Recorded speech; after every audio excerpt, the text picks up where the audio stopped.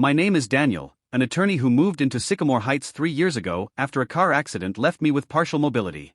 I found the perfect home, but securing a simple disabled parking sign unleashed the fury of Linda Pearson, the HOA president, whom everyone called Karen. I secured city approval, and workers installed the sign on a Tuesday. By Wednesday, I saw the sign leaning oddly. My security camera confirmed it. Linda, in her pastel cardigan, had marched up with garden shears and partially cut the metal pole. I confronted her via email. Her response was immediate and unapologetic. That sign violates HOA aesthetic guidelines. Remove it immediately or face daily fines of $50.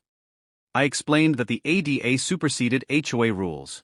She wrote back, "Not in Sycamore Heights, it doesn't." The next morning, I found the sign completely severed. My camera caught Linda using what looked like an electric saw at 5:30 a.m. She even stared smugly into the camera before walking away. I needed that parking space. Walking was excruciating on bad days. Instead of arguing, I sent Linda a polite email. "I noticed my sign has been damaged. I'll be reinstalling it per city ordinance."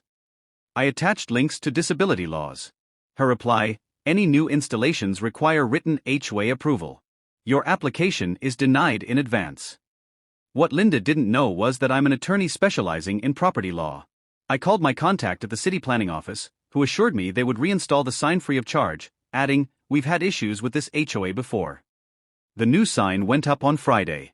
This time, I positioned my cameras perfectly, even setting up a motion-activated camera inside a birdhouse. I had already contacted the police non-emergency line.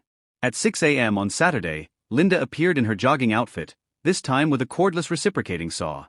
I watched the live feed from my phone as she began cutting through the metal pole, her face twisted in determination. I called 911, mentioning the previous report. 2 officers arrived while Linda was still sawing away. The look on her face when the patrol car pulled up was priceless, eyes wide, mouth frozen in an O of surprise. She tried to hide the saw behind her back. "Ma'am, what are you doing?" the officer asked. "Board inspection," Linda replied, confidentially. This sign wasn't approved by the HOA Architectural Committee. I approached with my phone showing the camera feed and city documentation. "Officers, this is the 3rd time Miss Pearson has vandalized my legally installed disabled parking sign."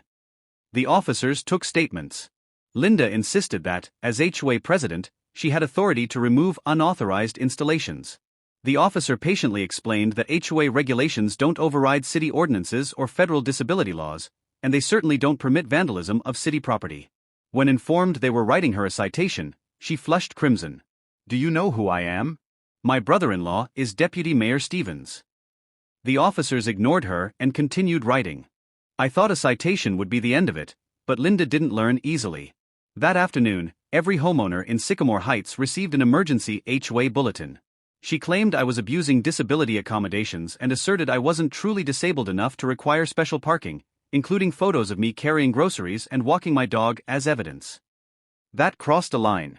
I contacted my doctor, the city's disability center, and a colleague specializing in discrimination. I then filed for an emergency injunction and a restraining order against Linda and the HOA board. The case was assigned to Judge Michaels, known for her no-nonsense approach. 2 weeks later, Linda and I faced off in court. She arrived with the HOA's attorney. I represented myself. Linda's attorney argued about aesthetics and HOA authority, completely ignoring the vandalism. When my turn came, I simply played the security footage, the garden shears, the electric saw, and the reciprocating saw attack with the police arrival. I then displayed the email where she questioned the legitimacy of my disability. Judge Michaels watched, her brow furrowed. When the footage ended, she removed her glasses and stared directly at Linda. "Ms. Pearson, are you aware that tampering with a disability accommodation is a civil rights violation and that publicly questioning the legitimacy of someone's documented disability borders on defamation?" Her tone was ice cold. She granted the restraining order, ordering Ms. Pearson to remain at least 50 feet from my property. Furthermore, I'm issuing a fine of $5,000 for the civil rights violation and referring this case to the district attorney's office for potential criminal charges for the repeated vandalism of city property.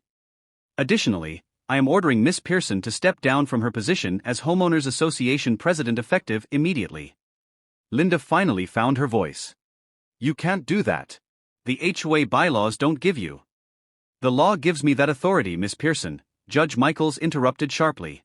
"And unlike HOA regulations, my orders are legally binding and enforceable."